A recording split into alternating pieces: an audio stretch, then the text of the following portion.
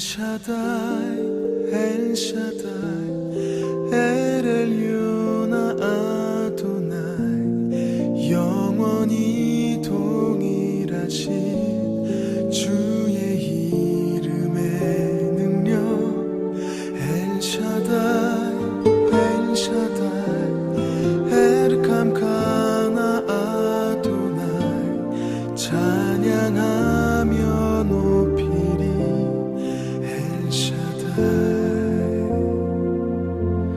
사랑과 희생으로 이스라엘 구원했네. 그 손의 능력으로 바다를 가르시고 버림받은 자들을 돌보시는 주 하나님,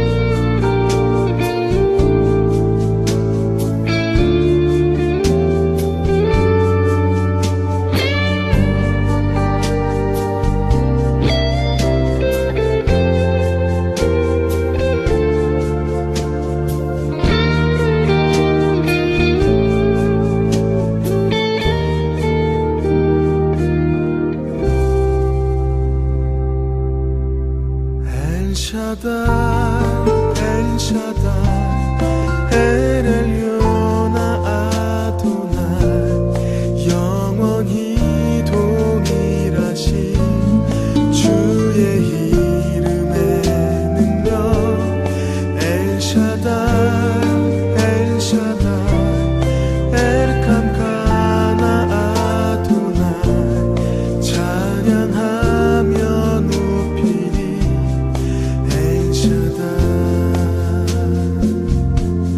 사랑과 희생으로 이스라엘 구원했네.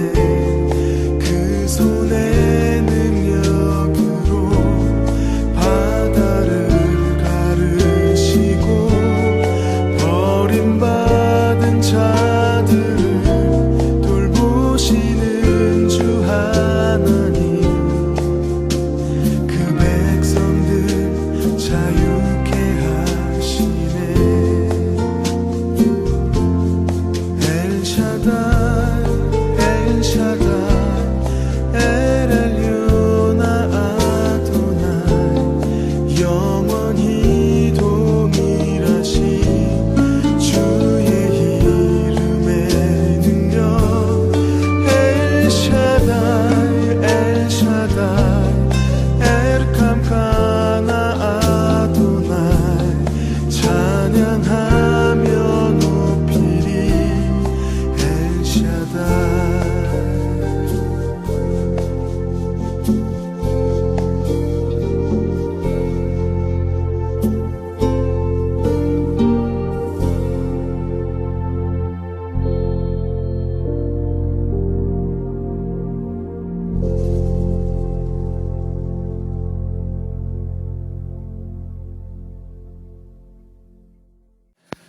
금요 기도회에 참여하신 여러분들을 축복합니다. 오늘의 본문의 말씀은 시편 58편입니다. 말씀을 다 같이 읽는 가운데 하나님의 특별한 은혜가 있기를 소망합니다. 다 같이 시편 58편 말씀 읽어보겠습니다. 제58편 다윗의 믹담시. 인도자를 따라 알다스잇에 맞춘 노래. 통치자들아, 너희가 정의를 말해야 하거늘 어찌 잠잠하냐. 인자들아, 너희가 올바르게 판결해야 하거늘 어찌 잠잠하냐. 아직도 너희가 중심의 악을 행하며 땅에서 너희 손으로 폭력을 달아주는도다. 악인은 모태에서부터 멀어졌으며 나면서부터 곁길로 나아가 거짓을 말하는도다. 그들의 독은 뱀의 독 같으며 그들은 귀를 막은 귀머거리 독사 같으니 술사에 홀리는 소리도 듣지 않고 능숙한 술객의 요술도 따르지 아니하는 독사로다. 하나님이여, 그들의 입에서 이를 꺾으소서. 여호와여, 젊은 사자의 어금니를 꺾어내시며 그들이 급히 흐르는 물같이 사라지게 하시며 겨누는 화살이 꺾인 같게 하시며 소멸하여 가는 달팽이 같게 하시며 만삭되지 못하여 출생한 아이가 햇빛을 보지 못함 같게 하소서. 가시나무 불이 가마를 뜨겁게 하기 전에 생나무든지 불 붙는 나무든지 강한 바람으로 휩쓸려 가게 하소서. 의인이 악인의 보복당함을 보고 기뻐하며 그의 발을 악인의 피에 씻으리로다. 그때 사람의 말이 진실로 의인에게 갚음이 있고 진실로 땅에서 심판하시는 하나님이 계시다 하리로다. 오늘의 말씀은 시편 58편의 말씀입니다. 제목은 악인의 악을 갚으시는 하나님으로 정해보았습니다. 오늘의 말씀을 상고해보기 전에 신앙생활에 대한 이야기를 나눠볼까 합니다. 대부분의 신앙인들의 생각은 죄를 회개하면 모든 것이 다 끝난 것으로 여기는 것 같습니다. 이것은 죄의 처리에 대해서 충분히 알고 있지 못하기 때문에 나타나는 오해라 생각됩니다. 우리가 범죄한 죄 가운데는 영혼의 구원과는 상관이 없는 윤리적인 죄가 있습니다. 이 죄는 하나님의 축복과도 연관성이 있겠죠. 주님의 은혜를 받고 예정되어 있는 축복을 얻기 위해서는 우리는 이런 죄를 반드시 잘 처리해야 합니다. 우리가 일상생활을 하면서 만나고 저지르게 되는 이런 윤리적인 죄는 평생 지을 수 있고 평생 회개해야 되겠죠. 그런데 우리 가운데 동일한 죄를 자주 반복하는 경우가 있습니다. 그 때문에 신앙적 갈등과 회의가 깊어지게 되죠. 신앙생활을 잘 해보려고 하지만 이런 어처구니 없는 실수를 거듭하기 때문에 주님을 볼 면목이 없어지고 신앙이 성장에 더뎌지는 자신이 미워지기도 하죠. 이때 마귀는 우리를 더욱 비참하게 만듭니다. 우리를 조롱하고 책망하죠. 그래서 한심한 자신을 보고 믿음이 점점 식어지고 신앙생활이 이 때문에 무기력해지고 심한 경우 믿음을 잃어버리게 되는 것입니다. 이와 같이 반복되는 죄를 저지르는 까닭은 죄로 인해서 만들어진 악습 때문이죠. 우리가 죄를 고백하고 회개하면 그 죄로 인한 영적 손실을 완전히 회복하게 됩니다.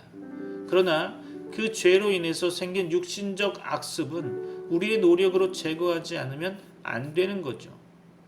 하나님은 영적인 문제에 관한 것들을 회복시켜 주시지만 육신의 습관이 되어 있는 것은 자신의 노력으로 그 습관을 끊어야 합니다. 물론 일시적으로 강한 성령의 임재로 그런 행위가 중단되고 나타나지 않을 수 있지만 악습이 완전히 제거되었다고 볼 수는 없습니다. 결코 자신의 엄청난 결단이 아니고서는 무지 힘든 싸움이 되겠죠. 그러므로 우리 스스로가 노력해서 제거해야 되는 것입니다. 반복되는 죄는 자신에게 물들어 있는 악습 때문인 경우가 대부분이죠. 정신적이든지 육체적이든지 죄에 오랫동안 노출되어 아무런 가책이 없이 죄를 행하여 온 사람은 그 죄의 행위가 우리 몸에 익숙해져서 자신의 의지와는 상관없이 상황이 주어지게 되면 자신도 모르게 그 죄에 휘말리게 됩니다. 그 문제를 죄로 인식하고 회개하기 전까지 그런 행위를 반복해온 사람이 그 죄를 회개하면 그 죄로 인해서 빼앗긴 영적 권리가 회복되는 거죠. 그러나 자신에게는 그 죄로 인한 악습관이 체질화되어 있는 것입니다. 이 습관을 악습이라고 부르죠. 이 처리되지 않는 습관으로 인해서 우리는 그 죄를 계속 반복하게 됩니다. 이 경우 마귀는 우리를 더욱 비참하게 만들어 그 죄로 인해 믿음을 상실하게 만들죠. 같은 죄를 반복하는 우리에게 마귀는 이렇게 속삭입니다. 똑같은 죄를 반복하면서 날마다 회개하면 무슨 소용이 있냐? 그것은 하나님을 속이는 것이다. 그리고 하나님은 죄를 용서하신 것이 아니다. 용서했다면 왜 그 죄를 반복적으로 짓게 됐느냐? 라고 말하기도 하죠. 이런 마귀의 참소를 들으면 우리는 정말로 하나님에게 기도하고 싶은 마음이 사라지고 하나님의 용서하심을 의심하게 되는 거죠. 이런 의심이 일어나면 자신의 죄를 하나님에게 전가시키게 됩니다. 아무런 도움을 주지 못하는 하나님의 존재마저 의심하게 되어 기도도 하지 못하고 영적 침체의 깊은 늪으로 빠져들어가게 되는 거죠. 무기력해지고 영적인 일에 관심을 끊게 되며 무덤덤한 신앙생활하기 시작해서 마침내는 무능한 신자로 전락하고 마는 것이죠. 이것이 마귀가 원하는 바입니다. 성경에서 말씀하시는 하나님은 우리가 죄를 짓는 것에 대해서 문제를 삼는 것보다 죄를 회개하지 않는 것에 대해서 더 관심을 가지고 계십니다. 우리는 죄를 지을 수밖에 없는 구조 속에 살아가고 있죠. 그러므로 우리는 죄에서 자유할 수 없습니다. 그러므로 회개하는 일은 일상적인 일이 되겠죠. 반복되는 죄를 회개하는 것은 염치 없는 일이라고 생각하는 사람들이 더러 있습니다. 그러나 이것은 마귀의 생각일 뿐입니다. 하나님은 하루에 죄를 7번씩 70번이라도 회개하면 용서하시는 분이십니다. 우리의 일은 죄를 짓고 회개하는 것이고 하나님의 일은 용서하시고 회복하는 일입니다. 반복되는 죄는 우리의 영육의 축복을 지연시키거나 무효로 만드는 위험이 있죠. 여러 차례 반복되어 죄를 짓고 있다면 그 죄로 인한 악습 때문에 더욱 위험에 노출되는 것입니다. 우리의 육신은 어떤 일을 여러 차례 반복하게 되면 몸에 익숙해지게 되죠. 이것이 공부하는, 학습하는 기능인데 좋은 것뿐만 아니라 나쁜 것도 가리지 않고 몸에 담아두게 됩니다. 육신적인 것은 물론이고 정신적인 것도 마찬가지로 몸에 담아두게 되죠. 이런 습관 가운데 나쁜 것은 제거해야 하는 것이 우리의 몫입니다. 좋은 것은 받아들이고 나쁜 것은 제거하는 일을 우리는 해야 하는 거죠. 그런데 대부분의 악습은 우리의 의지가 제대로 형성되지 못한 유년기 때부터 시작된 것들이라서 어떤 것들은 부모로부터 유전되는 것도 있죠. 부모의 죄악으로 인해서 우리에게 그 죄의 습관이 유전되어 온 것이죠. 이런 유전적 죄는 그 처리가 간단하지 않습니다. 죄의 처리뿐만 아니라 악습의 처리도 쉬운 것은 아니죠. 그러나 반드시 처리해야 합니다. 이 과정은 힘들고 시간도 많이 걸리죠. 의지가 약하고 지식이 많지 않은 시절에 생긴 문제들로 인해서 우리는 고통을 당하게 됩니다. 불가항력적인 상황에서 생긴 죄로 인한 악습은 이성이 발달하고 믿음이 들어온 이후에 그것을 제거해야 하겠다는 생각이 들면 그때부터 각오를 단단히 하고 악습을 떨쳐내는 노력을 해야 합니다. 이것이 성화의 과정인데 이 길이 순례자의 길과 같다는 거죠. 믿음의 동료들과 함께 서로 격려하고 도와주면서 악습을 끊는 노력을 해야겠죠. 혼자는 힘이 듭니다. 서로를 위해서 기도하고 정기적인 기도 모임을 가지면서 성화하는 법을 배워야 합니다. 죄의 유혹으로부터 자신을 일정 기간 격리시켜서 악습을 제거할 수도 있겠죠. 또한 거룩한 사람들과 지내면서 온전함을 본받기도 하고 정기적인 묵상과 깊은 기도를 통해서 성령 충만을 항상 유지하면서 악습관이 회복되기도 합니다. 아울러 말씀에 뿌리를 두고 실천함으로써 믿음을 강하게 하여 세속적 유혹을 이기는 비결을 배우게 될 수도 있죠. 자신에게 향한 비전을 향한 항상 마음속에 품고 당당하게 사는 법을 익히는 것도 유익할 것입니다.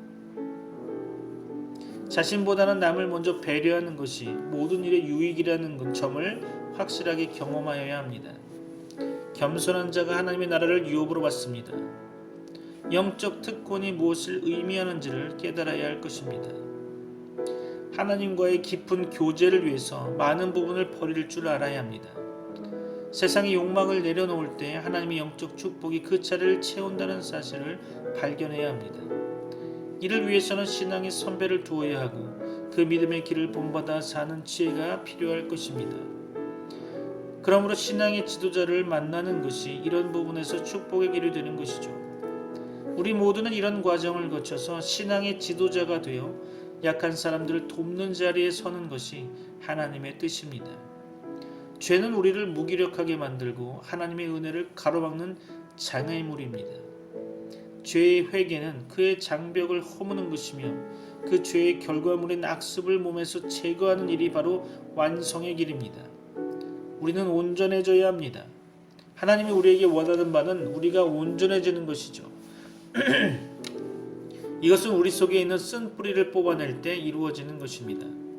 죄의 쓴뿌리인 악습은 저절로 사라지는 것이 절대로 아니며 끊임없이 싸워서 이겨야 하는 것입니다. 여러분에게 하나님의 은혜가 있기를 소망합니다. 오늘도 본문을 읽어가며 하나님의 말씀을 상고해 보고자 합니다. 1절이죠. 통치자들아 너희가 정의를 말해야 하거늘 어찌 잠잠하냐. 인자들아 너희가 올바르게 판결해야 하거늘 어찌 잠잠하냐. 본절의 상반절은 원문에서 뜻이 분명치 않아서 사전들이나 고대 역본들이나 영어 성경들의 번역에서는 다양하게 표현되어 있음을 보게 됩니다. 이 공의를 말하고 정직히 판단해야 한다는 사실은 분명히 보여주고 있습니다. 도덕성은 사람의 바른 길이죠. 그것은 하나님의 형상의 내용인 것입니다. 사람은 본래 의롭고 선하게 창조되었죠. 에덴 동산에서 아담이 하나님께 처음 명령을 받았을 때 그는 아직 죄를 모르는 순진한 상태였고 또 선과 악을 선택할 자유의지까지 소유한 자였습니다. 그러나 사람은 자유의지를 오남용함으로써 범죄하게 되었고 공의의 언행과 정직한 판단을 잃어버리게 되었던 거죠. 전도서 7장 29절에서는 하나님이 사람을 정직하게 지으셨으나 사람은 많은 꾀를 낸 것이니라 라고 말하고 있습니다. 사람이 범죄함으로 말미암아 죄는 외부의 침입자처럼 이 세상에 들어왔던 것이죠. 사람들은 현재 불의하고 죄악되며 부정직한 자가 되어버렸습니다. 2절로 5절 말씀 볼까요? 아직도 너희가 중심의 악을 행하며 땅에서 너희 손으로 폭력을 달아주는도다. 악인은 모태에서부터 멀어졌으며 나면서부터 곁길로 나아가 거짓을 말하는도다. 그들의 독은 뱀의 독 같으며 그들은 귀를 막은 귀머거리 독사 같으니 술사에 흘리는 소리도 듣지 않고 능숙한 술객이 요술도 따르지 아니하는 독사로다. 사람들은 악과 강포를 행합니다. 악인들은 모태에서부터 하나님의 표준에서 멀어졌고 나면서부터 인생의 바른 길에서 벗어났습니다. 사람은 타고난 죄성을 가지고 있죠. 그것이 원죄라고 합니다. 사람들은 어릴 때부터 악합니다. 사람들은 마음에 계획하는 바가 어려서부터 악하다고 성경 창세기 8장 21절은 말씀합니다. 다윗은 시편 51편에서 내가 죄악 중에 출생하였으며 모친이 죄 중에 나를 잉태하였나이다 라고 자신의 뿌리 깊은 죄성을 고백하고 있습니다. 악인들은 거짓을 말하는 자들이죠. 거짓은 마귀의 죄이며 마귀와 함께 지옥에 던지울 악인들의 죄악인 것입니다. 또 그들의 입에서는 뱀의 독이 나옵니다. 즉 그들은 남을 해치고 죽이는 말을 한다는 거죠. 또 그들은 완고합니다. 그들은 귀를 막은 귀머거리 독사와 같은 것이죠. 그들은 바른 말, 바른 충고, 유익한 조언을 듣지 않습니다. 그들은 들을 귀와 깨닫는 마음이 없다는 거죠. 그 악인들은 완고하고 교만한 자들입니다. 사람은 심히 악하였습니다. 주께서는 마태복음 15장에 사람의 마음에서 나오는 것은 악한 생각과 살인과 간음과 음란과 도적질과 거짓증과 회방이니라고 말씀하고 있습니다. 사도 바울은 로마서 3장에서 기록한 바 의인은 없나니 하나도 없으며 깨닫는 자도 없고 하나님을 찾는 자도 없고 다 치우쳐 한 가지로 무익하게 되고 선을 행하는 자는 없나니 하나도 없도다. 저희 목구멍은 열린 무덤이요 그 혀로는 속임을 베풀며 그 입술에는 독사의 독이 있고 그 입에는 저주와 악독이 가득하고 그 발은 피 흘리는데 빠른지라 라고 말했습니다. 또한 에베소 4장에서 이방인들은 저희 총명이 어두워지고 저희 가운데 있는 무지함과 저희 마음이 굳어짐으로 말미암아 하나님의 생명에서 떠나 있도다. 저희가 감각 없는 자 되어 자신을 방탕에 방임하여 모든 더러운 것을 욕심으로 행하도다 라고 말하였습니다. 6절로 9절 말씀 볼까요? 하나님이여 그들의 입에서 이를 꺾으소서. 여호와여 젊은 사제의 어금니를 꺾어내시며 그들이 급히 흐르는 물같이 사라지게 하시며 겨누는 화살이 꺾임 같게 하시며 소멸하여 가는 달팽이 같게 하시며 만삭되지 못하여 출생한 아이가 햇빛을 보지 못함 같게 하소서. 가시나무 불이 가마를 뜨겁게 하기 전에 생나무든지 불붙는 나무든지 강한 바람으로 휩쓸려 가게 하소서. 다윗은 하나님께 악인들에 대한 보응을 호소하고 있습니다. 다윗은 악인들의 입에서 어금니를 꺾으시기를 하나님께 구하고 있죠. 그것은 의인을 물어뜯고자 했던 어금니였습니다. 또 다윗은 그들이 이리저리 흐르는 물같이 사라지게 하시기를 구하고 있습니다. 그것은 비가 오면 이리저리 흐르다가 비가 그치면 물이 마르는 사막의 시냇물 혹은 골짜기를 가리킨다고 말할 수 있을 것입니다. 또 본문의 저자는 악인들이 겨누는 화살이 꺾임 같게 하시고 소멸하는 달팽이 같게 하시기를 구하고 있습니다. 또 그 저자는 만삭되지 못하여 출생한 자가 햇빛을 보지 못함 같게, 즉 태어난 후 즉시 죽은 아이와 같게 하시기를 구하고 있습니다. 또 다윗은 하나님께서 가시나무 불이 가마를 더웁게 하기 전에 생것과 불붙은 것을 회리바람으로 제하여 버리시라고 말하고 있습니다. 하나님께서는 징벌로 악인들과 그들의 핍박들을 다 제거하실 것입니다. 시편 1편 6절에서는 대저 의인의 길은 여호와께서 인정하시나 악인의 길은 망하리로다 라고 말하고 있습니다. 10절로 11절 말씀 봅니다. 의인이 악인의 보복당함을 보고 기뻐하며 그의 발을 악인의 피에 씻으리로다. 그때 사람의 말이 진실로 의인에게 갚음이 있고 진실로 땅에서 심판하시는 하나님이 계시다 하리로다. 의인이 기뻐하는 것은 하나님께서 악인들에게 공의의 심판을 시행하셨고 고난받는 성도들을 구원하시고 그의 눈물을 씻어주셨기 때문일 것입니다. 의인은 완전히 승리할 것입니다. 그때의 사람들은 진실로 의인에게 갚음이 있고 세상에 심판하시는 하나님이 계시다고 말할 것입니다. 하나님께서는 살아계십니다. 그는 온 세상의 창조자이실 뿐만 아니라 섭리자 되시며 통치자이시며 그가 곧 심판자이신 것입니다.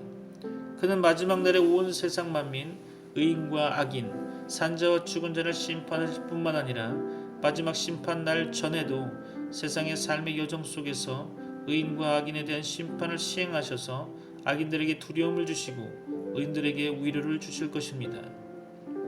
이 세상에서의 하나님의 심판은 세속사회의 도덕 질서를 유지하고 그 사회가 급속히 타락하는 것을 방지하기 위해 또 택한 백성들의 회개와 구원을 위해 필요한 것입니다.